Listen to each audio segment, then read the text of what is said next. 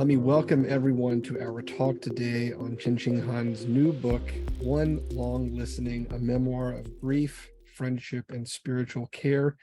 Let me say a few words on behalf of the lab, and then we will get underway.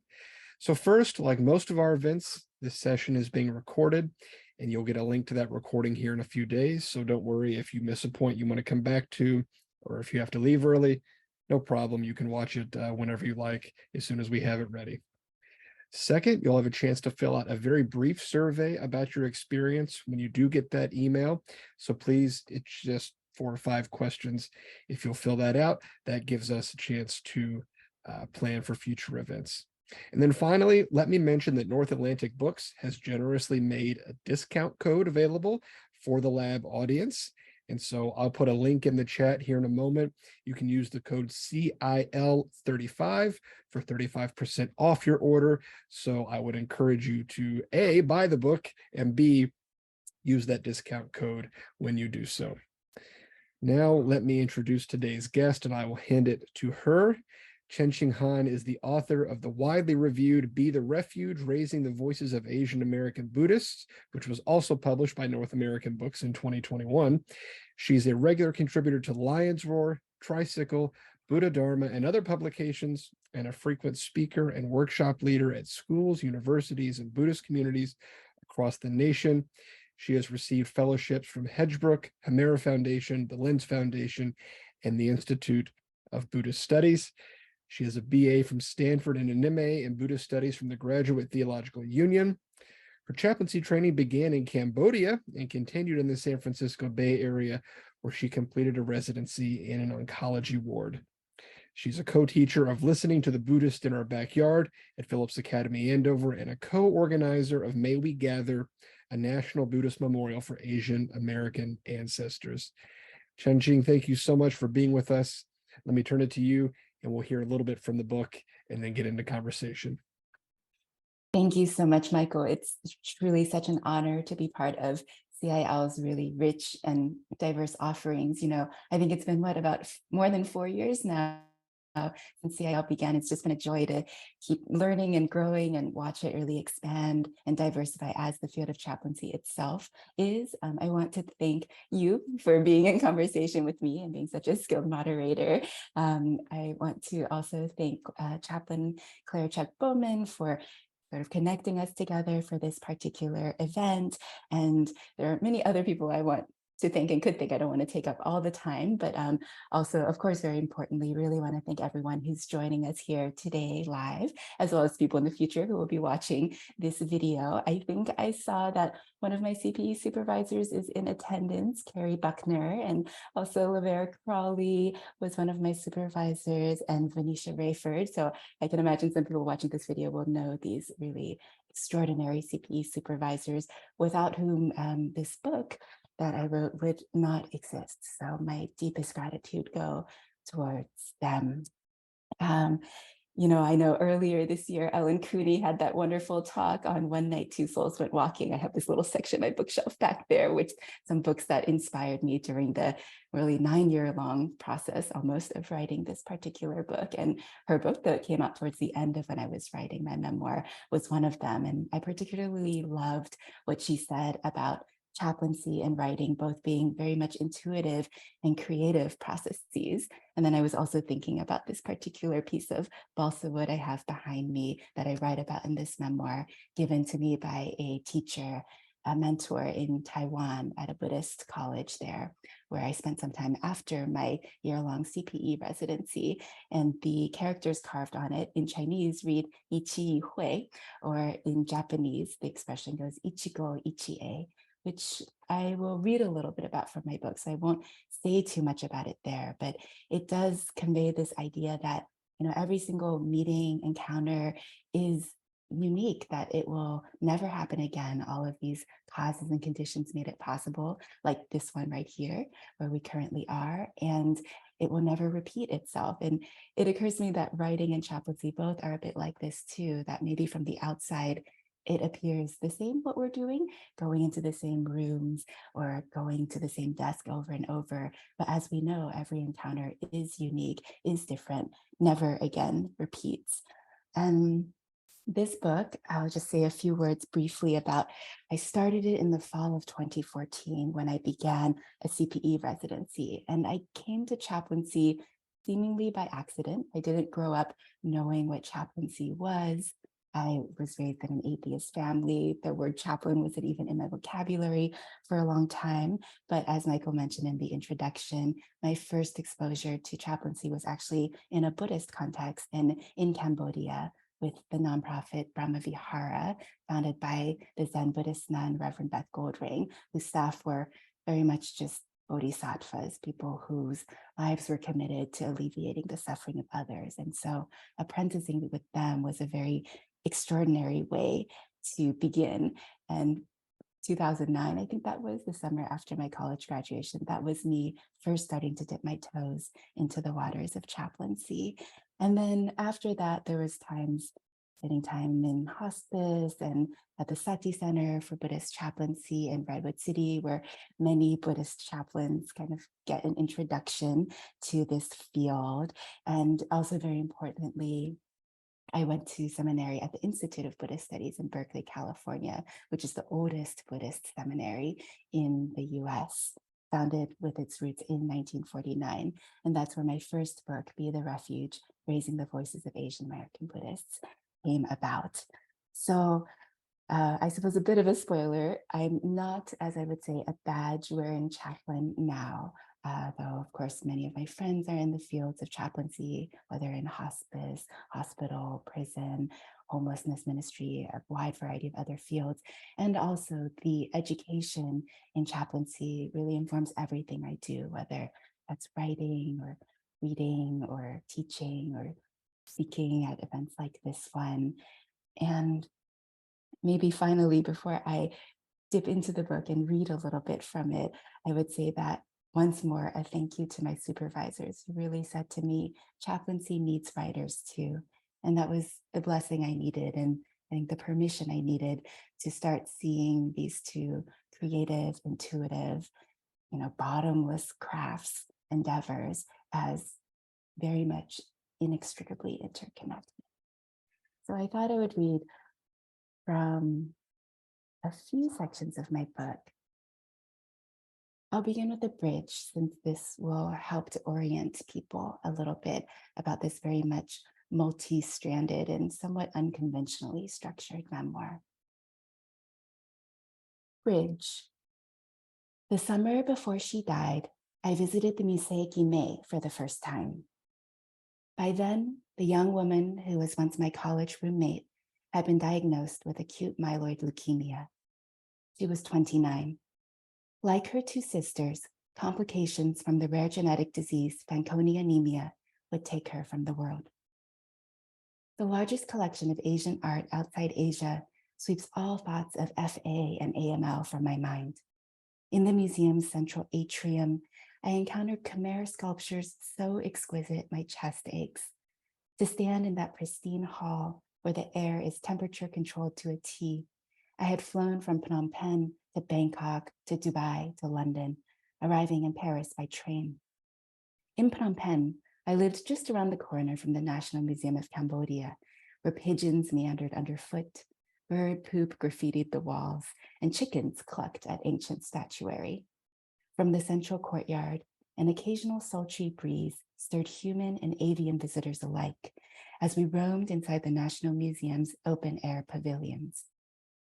Standing in that pristine and breezeless hall on the ground level of the Guimet, I ache for the Khmer sculptures there in the 16th arrondissement of Paris, so far from home. Homesickness and friendsickness, twin aches accompany my ascent to the museum dome. Up and up I go, tracing the spine of the uncoiling naga of a staircase. Here is what I can tell you about the structure of this memoir. I met it in the rotunda of the Guimet that day. 8,000 strips of tiger bamboo, held together by nothing more than air and weave. A 6-tusked elephant spills from ceiling to floor. A tangle of roots cascades from trunk to earth. An ephemeral installation by 4th-generation bamboo artist Sho Chikutanabe. Tanabe treats each tawny strip as if it were the whole, lets the bamboo breathe itself into being. Empty of form, formed of emptiness, the structure has no beginning or end. Fluid as a river, sure as one too, it evaporates all distinctions between past and future, sickness and health, life and death. That domed room, free from birth and extinction, tarnish and purity, boon and loss, it was unbearable to leave. But one cannot live in rotundas forever. I descended the Naga staircase. Time resumed. Her cancer kept spreading, undeterred by the chemo, the radiation, the bone marrow transplant. Back in Phnom Penh, I couldn't get the Bon Iver song, Woods, out of my mind. I'm up in the woods. I'm down on my mind. I'm building a still to slow down the time.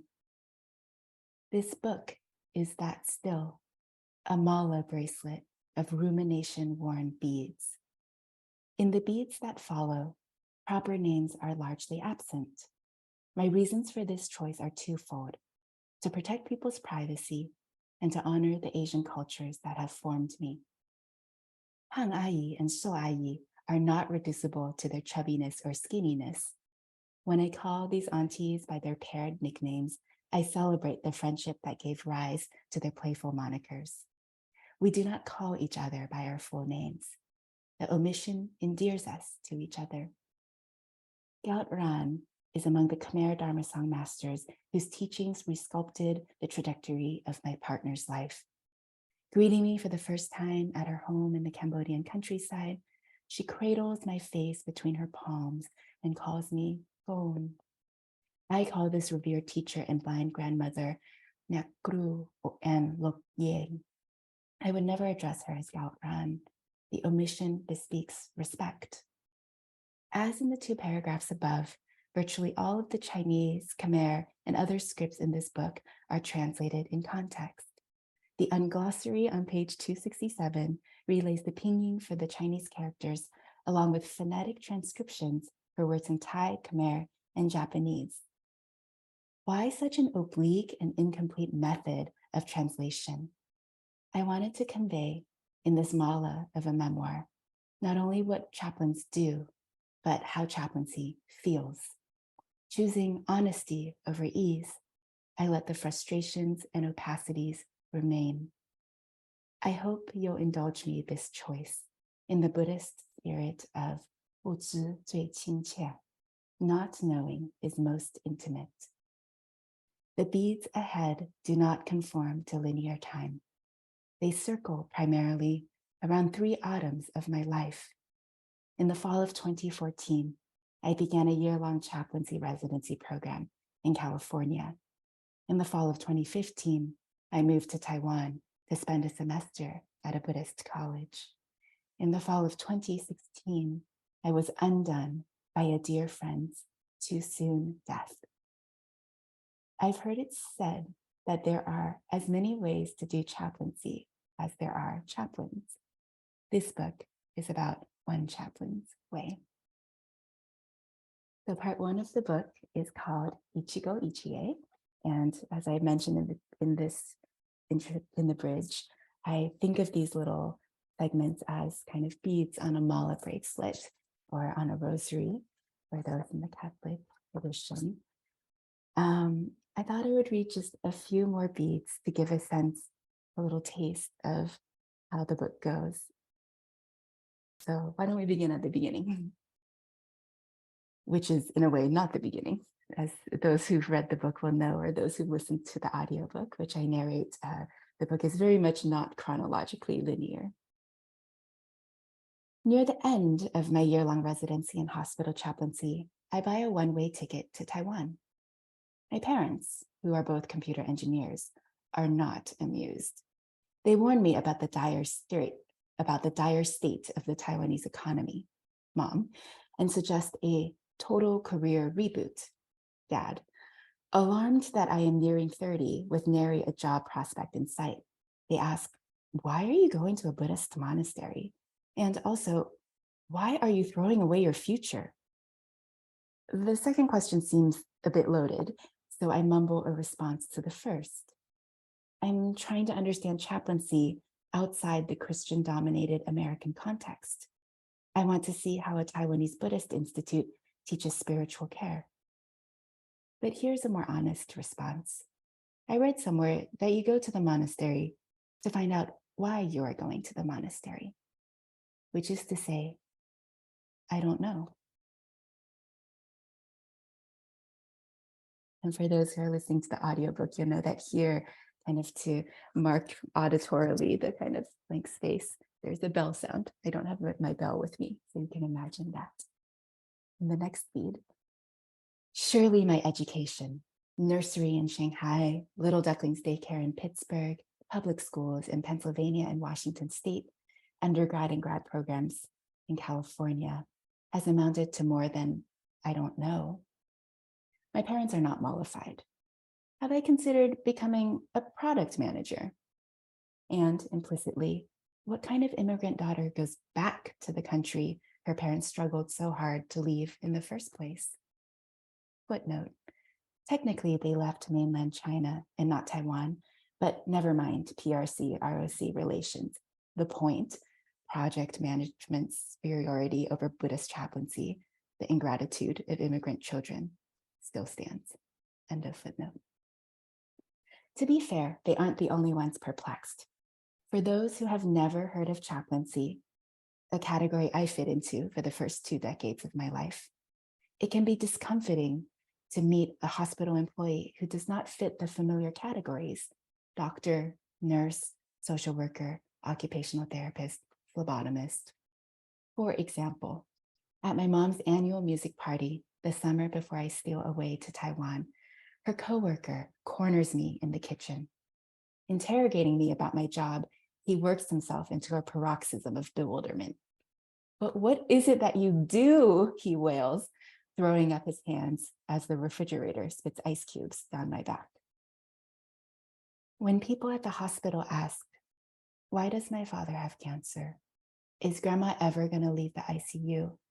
Where is my daughter now that she's dead?" my response is the brokenness of records. I don't know. I don't know. I don't know.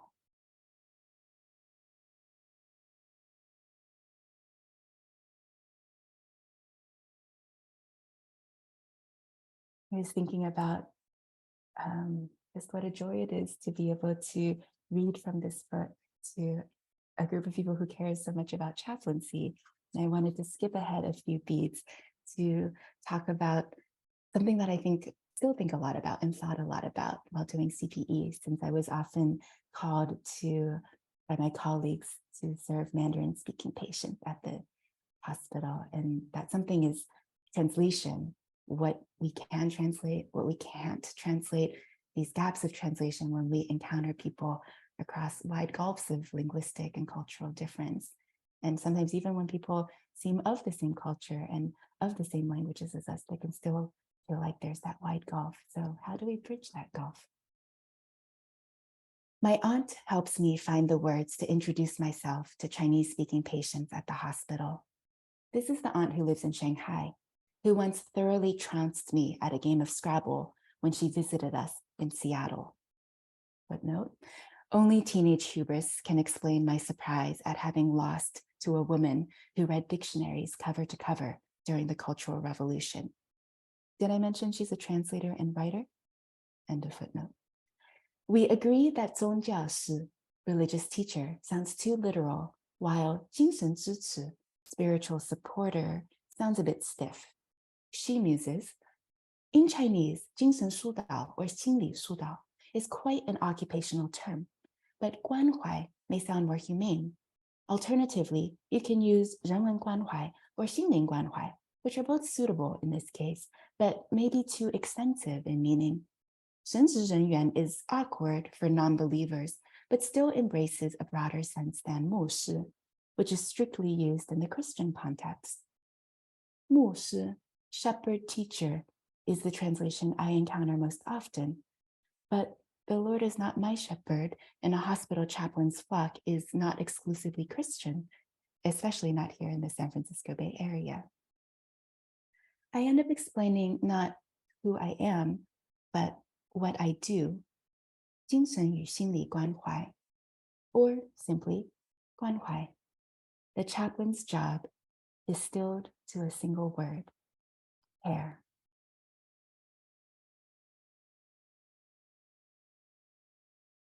I thought I'd read a little section a little bit later from part 1 that gets to why I titled this section Ichigo Ichie. So here we're back in Taiwan at the Buddhist college. Have you ever thought about the yin yuan, all the karmic causes and conditions that made it possible for you to be here with us in this moment? My favorite professor at the Buddhist college asks us one day in her topics in holistic education class. Here I am, a Chinese American former chaplain among Taiwanese students of wide-ranging ages and professions, some of whom were not even raised Buddhist. Wait, how did we end up here? Silence settles thickly upon the room as the 20 of us think back to the choices and coincidences, loves and sorrows, lives and deaths, vows and caprices that have coalesced into this very now.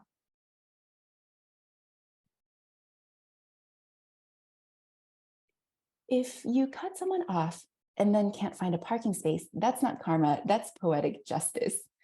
So exclaims one of the young adults I interviewed for my master's thesis on Asian American Buddhists. She can't help but feel exasperated by the way karma is bandied about in popular culture. Maybe this has something to do with her Vietnamese Buddhist parents, even if she can't remember the last time they went to temple together, not even for debt. Another one of my interviewees can't help but gasho to the Buddha statue at the Cannabis Club. His favorite Buddhist concept is Ichigo Ichie, which he illustrates using the example at hand. It's like this interview, he explains. Like we're meeting for the first time, and actually I thought you were a man. Sorry, it's just that with your name, it's hard to tell. But anyway, if we did this again, it would never be the same. It could never be the same. First of all, I would know you're not a dude. But even if we both got amnesia and forgot about our entire conversation today, it's like we've been changed from this encounter, and we can't unchange that, right? And what about the events we wish we could change? The tragedies of history? How can we understand the workings of karma on a collective level when faced with, say, all the deaths during the Khmer Rouge period? Footnote, a memory. En route to Tibet during a gap year between high school and college, I get lost on the dusty streets of Kathmandu. A zealous missionary strikes up a conversation, then won't stop following me. He insists on praying for my hell-bound soul. A laying on of hands. I freeze, thinking how effortless it would be for this former rugby player's meaty fingers to scarve around my neck and piously extinguish my heathen breath. Before he lets me go, the missionary says, "You see, you Asiatics get what you deserve, like that earthquake and tsunami." He means the recent catastrophe in Indonesia that killed nearly 300,000 people. End of footnote. When I posed this question to Tanisaru Bhikkhu, who has just given a talk on karma at my alma mater, the American Buddhist monk cites the Achintita Sutta. The results of karma are unconjecturable, bringing vexation to those who try to figure out its precise workings. In other words, let it be. The exact mechanisms of karma are not for you to know. Such an inquiry can only lead to madness.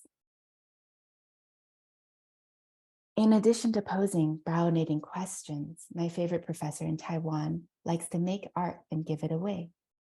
At the end of the semester, knowing I won't be returning for the next one, she presses a card deck-sized block of balsa wood into my palm. She's seared 4 characters into the burnished bronze surface. Ichi Yi Hui. I can read the characters, but I don't recognize the expression. It's Japanese, she prompts. Do you know it?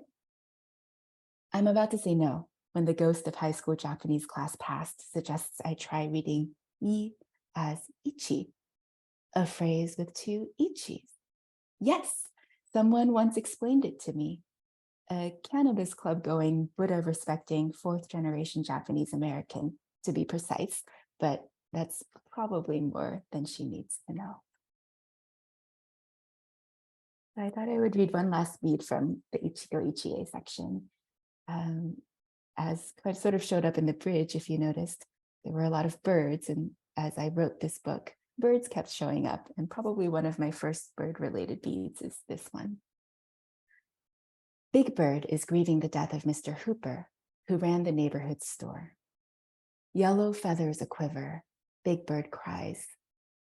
Well, I don't understand. Why does it have to be this way? His friends watch on in pained silence. Finally, Gordon responds, it has to be this way because. Big Bird asks, just because? Gordon replies, just because. Big Bird says, oh. And then all of his friends engulf him in a giant hug. An exemplary chaplaincy moment brought to you by Sesame Street. And to close my reading, if you'll indulge me, I thought I would read just a couple more beads. This is from part 2 of the book, which is called 被公所影, or as I've translated, shadow/snake. So several of the beads in this book are letters to my dear friend Amy, who I opened the bridge with and to whom this book is dedicated.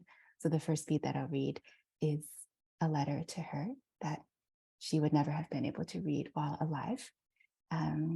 And the second and final bead I'll read for our time together today is from the hospital where I did my CP.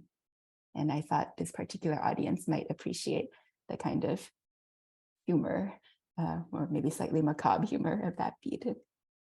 I'll begin with a letter. Dearest one, just after your diagnosis, I send you an email with the subject line, beauty. I attach a photo of fuchsia flowers outside the gate of the National Museum, just down the street from us in Phnom Penh. There are 33 emails in that thread, 7 from you. A pet peeve we both share. People who begin emails with salutationless thuds, not even bothering with a dear, hi, hey, yo, what's up? We will never write to each other with just the other's name followed by a comma. If the name leads, then it must always be followed by love. The cure for my middle namelessness. All those letters from you that begin, Chenxing love. I am thinking of this when I read the first lines of the first of those 7 emails. Dearest of dearest to you, I love you so much, beyond words, actually. You write about your plans to fly from Portland to the transplant center in Minnesota as early as tomorrow morning. It is a wild time. There is sadness, fear, grief, and also this inescapable love and gratitude that is carrying me. On chemo day 2, you write, I've been trying to focus on the warmth, the humor, the gratitude of what it means to be here. And there is so much of that every day, from kind visitors to the nurse in the hallway who offered to roll up my pant cuffs, stating, just because you're here doesn't mean you don't get to be sexy. If you think chaplains should be straight-laced and staid, one of our staff chaplains will have you thinking again. She wears high heels with confidence, cuts a figure impossibly tall as she strides purposefully down the hospital halls. The patients don't always remember our names, but I always know when they're referring to her. They want to know when they'll see the really well-dressed lady chaplain again. Another one of our staff chaplains has been working here so long, he's known as the mayor of the hospital. On the very first day of our residency program, the mayor gives us a guided tour of the tower. He takes us to the viewing room in the basement. Ashen-faced, we take notes. Don't worry, he tells us jollily, it'll become second nature in no time. Once, on a particularly busy day, he found himself in this very room, weighing down the eyes of the deceased with one hand while holding a peanut butter and jelly sandwich in the other. The PB&J meant no irreverence. It was, in fact, an act of consideration. He didn't want to delay the viewing, and it would hardly do the family any good for their chaplain to pass out from hunger on them. The mayor is showing us what we residents will all, in our early enthusiasm, neglect. Chaplains must be unwavering in their self-care. Naive and eager at first, we offer ourselves so fully, too fully. We freeze from offering our whole cloaks. We faint from forgetting to eat. In the thrall of others' stories, we fail to attend to our own. Thank you so much. Thank you so much for that selection. And if anyone if anyone enjoyed it as much as I did, I could just listen for the rest of the day. So thank you so much for that. And I really appreciate such a blending of perspectives here, because I think so much of what you just talked about is familiar to chaplains, but also a lot is unfamiliar. And I think that's really beneficial to the work that chaplains should do. I want to pick up on a comment that you made, and I'll also note for everyone else, please do use the Q&A function at the bottom of your Zoom window. We'll ask your questions as well.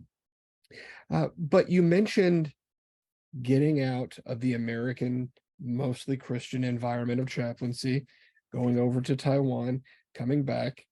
And so as you think about your own experience as a chaplain, as you think about this book in particular, what is a quick way or a brief way of saying, here is what American chaplaincy needs to understand? A quick way, right? I feel like that's not my specialty, having written an entire book over a very long period of time. But I think it needs, maybe in brief, and I think we know this as a field already, it needs to, understand that chaplaincy as a field does not yet reflect the diversity of the people whom we serve, the people in this country. And that can be even just on a religious and spiritual level, right? The kind of multifaceted religious traditions that are in this country, which is so extraordinary, to say nothing of also issues of race, socioeconomic class, and ability, and so on and so forth. But in particular, I guess in this book, I was really interested in what it looked like, inspired by Toni Morrison, of course, thinking about what does it mean to make the margins, or what seems to be the margins, the center. And so what does it mean to center my perspective as an Asian American Buddhist? What does it mean to write a chaplain memoir, from this perspective? I remember reading Kate Braestrup's fantastic, hilarious memoir, Here If We Need Me, many years ago, and thinking, this is fantastic. And what would it look like to read a chaplaincy memoir that didn't necessarily take as a starting corollary the existence of God, that began from a different theological viewpoint? I wanted to read more of these books, including not just Buddhist ones, but from Hindu friends, from our pagan friends, from a variety of perspectives. And I think, as we really saw with Ellen's talk, there's a way in which just literature and writing, whether that's memoir or fiction, can really help people connect across these lines of difference. And so I hope to see more books on spiritual care, or more articles, or more perspectives, podcasts, whatever it is. But I think chaplaincy asking itself this question of what will it take to change our systems of education, and then to change our workplaces, these systems. I think it's a question we're collectively asking, nationally, but also even globally, around these questions of representation, identity, sure. But I think, like, on this deeper level of, like, what does it mean to really care for each other across these vast lines of difference? And, I know CIL is itself like a lab, an experiment,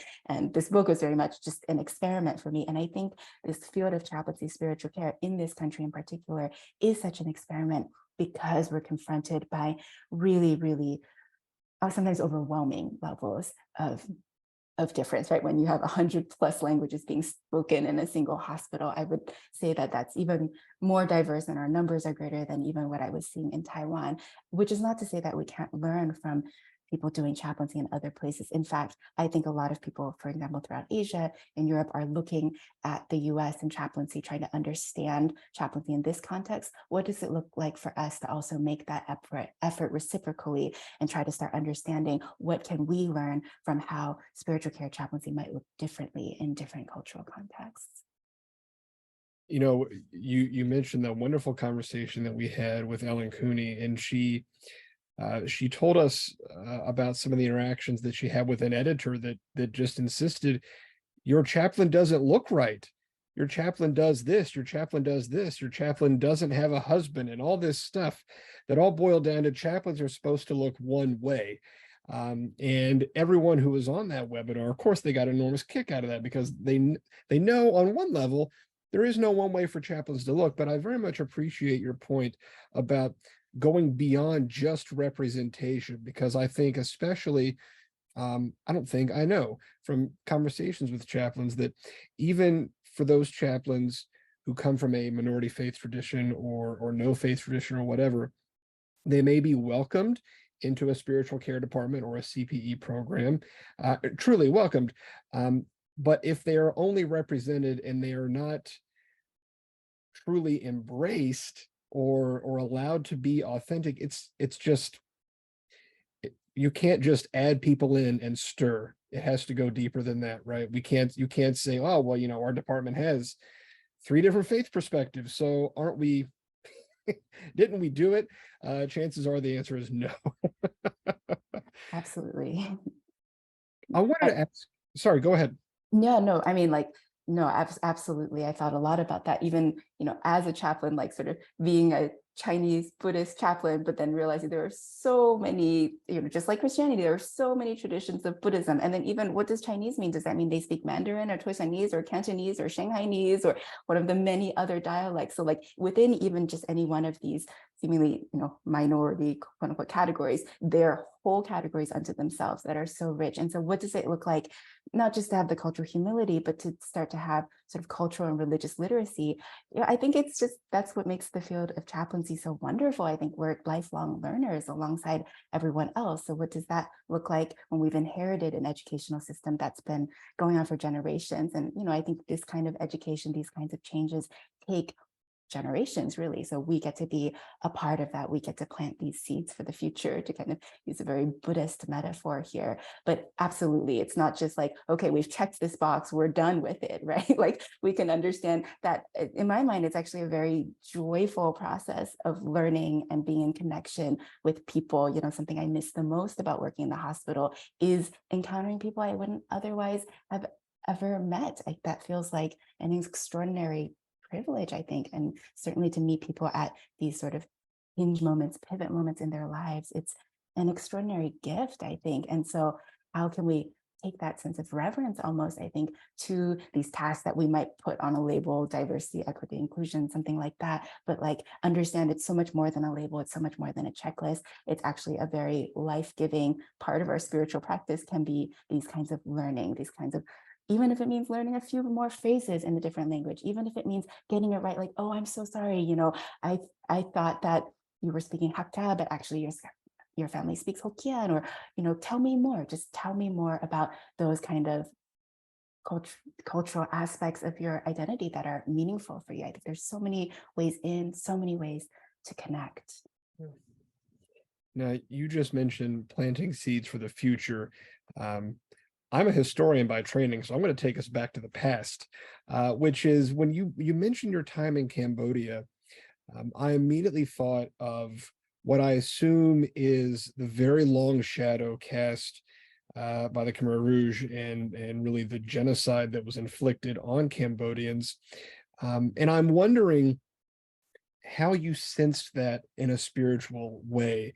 And the reason I ask that is because here in the United States, so many chaplains are aware of the historical legacies that are still playing out today and how that impacts the people that they're serving, in both good and very often bad ways. And so I'm just curious if you could give us a little bit of an outside perspective on what that kind of legacy looks like somewhere else and how people deal with that spiritually. Yeah, I mean, I think the Khmer Rouge, and sort of like some might call an auto genocide, and that period, 60s, 70s. And I think, of course, we're as a nation talking about hundreds of years of what are the effects of slavery, what are the effects of the stealing of indigenous land. So there's, we're looking at different scales of time here, but within the Mhm. Cambodian context, and I'm not an expert on Cambodia, so I should preface these comments that way, but this particular chaplaincy group, which is no longer running now, but had a very good run for over a dozen years, in particular served people usually with HIV/AIDS or sometimes multi-drug resistant TB, usually in hospital and prison settings. And these are people who are usually very much impoverished and did not have family to care for them, would not have people chanting with them during their last rites. And I think that kind of poverty, that kind of lack of infrastructure, if we go to the hospital, some of these hospitals by our standards in the West, we'd be quite shocked by the conditions in this hospital. I think all of that is related very much to a genocide that killed a fifth of the country's people, and that killed especially its teachers, its doctors, its most educated people. And so on a structural and systemic level, that is still there. Monks are forced to disrobe. And so I think there's a lot where there's just, you realize, like, for chaplaincy spiritual care to work, so many pieces of infrastructure have to be in place. In fact, we have a lot of wealth in this country. We have a lot of the means, but how do we channel that, right? Like, there's these wider conversations happening for people who are historians and economists and that kind of thing. So I think that was particularly striking to see it in this very different context, but then also, of course, to see, I think maybe in some ways, and this is only conjecture, but to have had Buddhism suppressed during that time and to have it be revived and to have people be caring about the living arts and Buddhist chant, that kind of thing. There's a lot of young people who are really interested. And so there was also, it's also a country that is very young. I think like something like 75% of Cambodians are over the age of, or under the age of, I forget what it was, 25 or 30 or something like that, like making me feel very over the hill at the age of 30. But like there was in that, I think, sometimes I think it takes losing what we most value to remind ourselves how important those things are, how much we can cherish that. So that's something certainly that I learned in the Cambodian context. And I think also, within the US, thinking about Buddhism, sometimes it can be collapsed into mindfulness or meditation. And within American Buddhism, there's a lot of ongoing debates around that. And I think being Cambodia, Reverend Goldring initially wanted to teach people meditation. And then she realized the people they were visiting with were so sick that there was no way that they were going to like sit and be able to watch their breath. And so they started actually offering Reiki, which in that cultural context started to be understood as just a meditation of the hands, a kind of gift, being able to receive Reiki, chant. Meditation was part of the staff people's practice. But I think that glimpse reminds us that as with any spiritual tradition, we do a disservice if we just simplify it to a single practice, or if we just appropriate or extract a single practice out of its cultural context. There's this importance of ritual, of music, of language. There's so much else going on. And so to be able to witness that and see, all of the tools that these chaplains were using, and the very much these tools that they were drawing on because their grandparents, their families, their villages had taught them about this. That was really inspiring to witness. That mention of the different time scales is so fascinating, because if someone, let's say someone were to, go to Cambodia today and start working as a chaplain, there's a very good chance you're going to come across someone whose own tradition of Buddhism was illegal within their lifetimes. And so to practice that, especially in a moment of difficulty, illness, weakness, is enormously complicated in a way that most people that American chaplains are encountering just don't have a memory of or an experience of. So I really appreciate that that perspective. I want to ask a question about gathering all of these stories together, because there are a lot of people there are a lot of people in this book, and there can be sort of that tension between your story and their stories. What is this book about? Whose worldview are you trying to get out there? So I think the brief question is, how did you navigate that ethics of using these stories to make a broader point about the human spirit?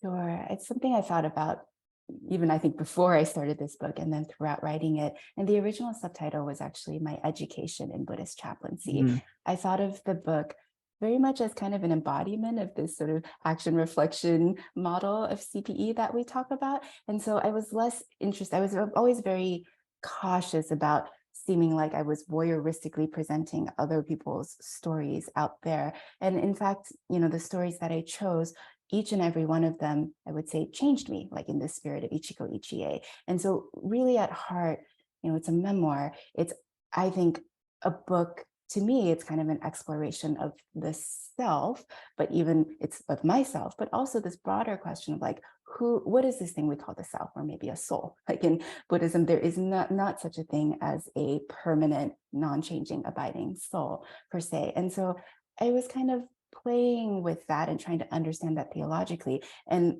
I hope, showing how, for me anyway, who I call myself is constantly being shaped by the encounters that I have. When my heart is open, I can be very surprised that a stranger can really change the trajectory of my day, maybe the trajectory of my life. And so in that sense, I think this book is about relationship at its core. It's about care, this kind of interconnectedness and relationship. And so in choosing my stories, in, of course, anonymizing, pseudonymizing, there are no names, in changing details and making it untraceable, there was all that consideration. But at its heart, I think of the book as a love letter to the patients and their families and the staff, as a love letter to Amy, as a love letter for all these people who were spiritual friends and teachers to me along my journey, right? Like our supervisor said, that the patients are our greatest teachers, or as one of my Jodo Shinshu teachers at the Institute of Buddhist Studies, Reverend Seigen Yamaoka, would say, like, every person we meet is a teacher, is a spiritual teacher. And so it's with that spirit that the book is offered, the hope being that I want to say I met these strangers and they became like kin to me, even though I might never see them again, even though maybe I only met them for 5 minutes. Will you love them too alongside me? Can we all find in ourselves some space, even on the hard days, to like have a little bit of openness for this possibility that the people I most want to overlook, the people I most want to brush past because I'm in a hurry today, because I need to get something done on my to-do list. It's like I said, I was trying to slow down the time. I was trying to build a still. I was trying to invite us into what chaplaincy feels like at its best, that kind of intimacy and connection that's possible. Yeah. And that the various ways of framing that everyone that a chaplain encounters as a teacher is such a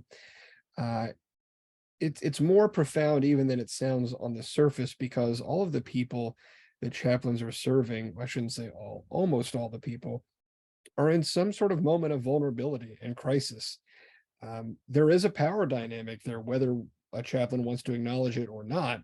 And so to treat that person that you are serving as a teacher is so much more complex than just, a coworker or, a friend that you have in your home, or whatever. It really is a more profound encounter there. You mentioned while you were reading the way that that passage sort of worked in the audiobook. And for people who are with us who are listening to this via audiobook, or maybe our regular audiobook listeners will know that sometimes an author will narrate the audiobook, and other times it's not, it's somebody else, it's a professional audiobook narrator. But for yours, it's you, right? It is me. There's a lot of languages in there, so I think it would have been pretty hard to find someone to do like the Shanghainese and the Mandarin and the Khmer and the Thai and everything else. But yes, it is me with cameos from both my parents. Wow, that's really impressive. And I'm curious, you write this book as a text, it goes off, it gets into the publication process, and now it's going to become an audiobook, which is a different thing entirely. Now you have to go through that torturous writing exercise of reading every word you wrote, and finding all of the things that you wish you could have done differently. How did your relationship to this project change as you were reading that audiobook? Already in my revision process, I'd read the book, but I hadn't had to sit down in the studio for 5 hours at a time to read it. And it really surprised me. I think, in Buddhism, we talk about actions of body, speech, and mind. And speech is kind of its own category. These are actions that have really effects on the world. And we know this, right, intuitively. Like sometimes just one word can brighten your day or kind of ruin it, depending on the tone of voice someone used. And so reading these words, spending this much time with them, I think it just yeah, it surprised me, like the kind of intimacy of it. I think in some ways, being in the hospital, listening to people's stories felt a bit like listening to other people share stories of their lives. Like in a way, it's a little glimpse from the audiobooks of their lives. And what you were saying earlier made me realize every person I met, they contained books, they contained multitudes, right? And something about the process, the humbling, slow, painstaking process of writing this book and then reading it word by word and realizing, oh, I thought that word was pronounced that way. I was wrong. And like just over and over again. And, it also doing this process gave me such a huge appreciation for the many, many people in this country who are multilingual, people who are immigrants and who know multiple languages. I know like 1.5 on a good day languages, right? Like that I have just a little bit of multilingualness in here. But I think that reading also made me realize that for those of us whose mother tongues are English or are most fluent in English, we can lose something by remembering other people have whole worlds in other languages, including in the hospitals, right? We lose the sound, the melody, the rhythm, the humor, all of the aspects of their languages. And that's something I thought a lot about, especially when my mom was reading her parts in Chinese and doing it with just so much more confidence and flair than I'm able to do it myself. And it gave me this whole depth of appreciation for my immigrant parents and also just immigrants everywhere here in this country. Joseph has a really interesting question here in the chat, and it's sort of a three-part question. I really appreciate this. So you're writing, when you're writing the book, it's more or less just yours. It's all up here, it's on the page, but it's confined. Then the book gets published and it gets popular, and now other people are reading it. So Joseph's question is, how did you feel writing the book, and how did that change once it got out into the world and became very popular? And also, part three of the question is, what advice would you have for other people who might feel similarly inspired to write this kind of spiritual memoir? Oh, well, gosh, okay, let's see. Thank you, Joseph, but that's such a wonderful question, yeah, compared to my first book, this book is kind of a quieter book. And so it's just been, how did I feel? I think I felt, I don't know, like I felt like I don't know what this will be like, but I felt a little bit just like, oh, gosh, I'm still trying to figure out how I feel. I felt grateful, I think, above all else, that so many people were so supportive in making this book possible. It's such an unusual book. It's published with a wonderful nonprofit publisher here in Berkeley who've been so wonderful to work with. Unlike Ellen, no one said, your chaplain had bad ex-boyfriends or should not or should wear a collar. Like, I think my publishers really understood that this was something unusual. And so it's been, I think, met with a lot of care. So I think maybe the overwhelming feeling is gratitude. And then the third question I especially love for anyone who feels inspired, just yes, that makes me delighted to know. And I think we do so much writing in CPE as it is, as part of spiritual care training. So like those vignettes are there, but I would just encourage to keep writing or collaging or whatever your art form is, right? Whether making a podcast, making a little video note memoirs. I like audio. I remember using the video memo feature on my phone sometimes during chaplaincy when I was so tired, but still wanted to, capture a thought. I think all those little pieces, they'll be there waiting for you, when you have more space. And I think also writing with others and letting your dear friends know that this is something you care about so that they can gently hold you accountable or can gently remind you of your aspiration. I think that's the hardest part when doing chaplaincy. The work is so demanding.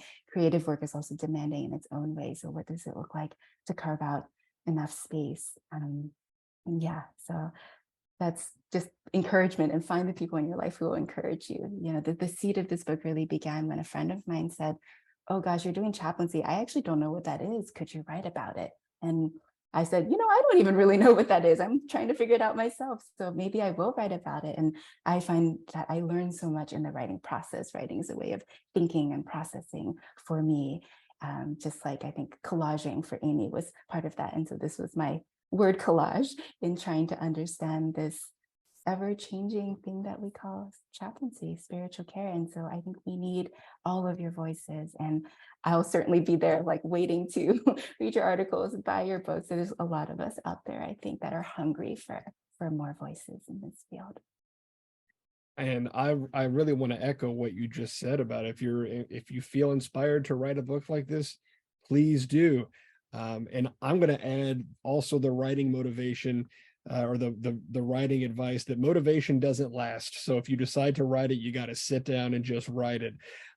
But the lab has found out through empirical research, there is a real perception problem in the United States of what chaplains actually do and who they are. A lot of people just don't know what that means. So the more publications there are that are describing chaplains in authentic ways, the better, because there are just not enough people that understand what it is that chaplains do. So please write more books.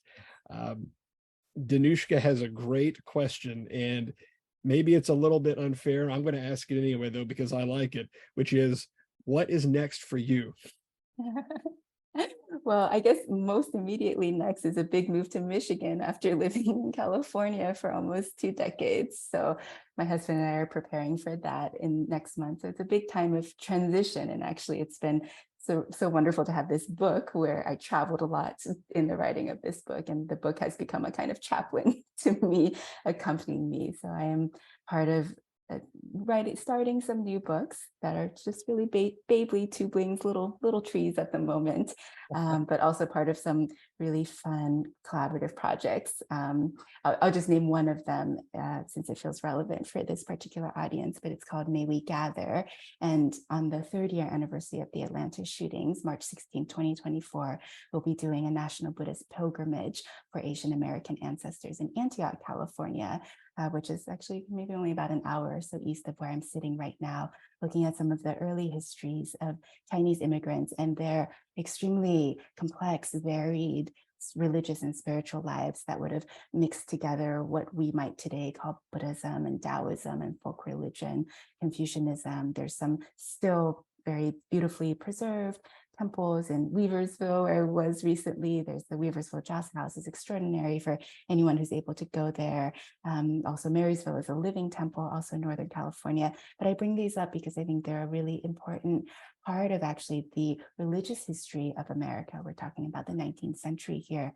At some point, there were hundreds of these temples. Of course, many of these Chinatowns were burned down. Many Chinese people were driven from cities multiple times. Their places of worship were also destroyed or just not preserved for various reasons, among them racism and discrimination. And so I think in particular during this AAPI Heritage Month, that's been very poignant for me. And I've been working with a 5-person collective to have a large national event where we can kind of celebrate and honor that history of both spiritual resilience, really, and then also engage in this act together of historical and cultural recovery. So that's something that's been animating my life among the many projects.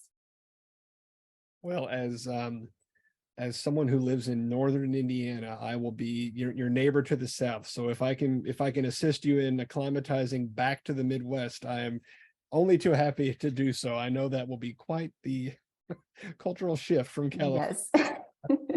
Well, thank you so much for your time and for your wisdom, your generosity. This has been just such a lovely experience hearing about your story, the other stories, and what this has to say about chaplaincy. So let me just encourage everyone again, go buy the book, northatlanticbooks.com, use the code CIL35, get a discount.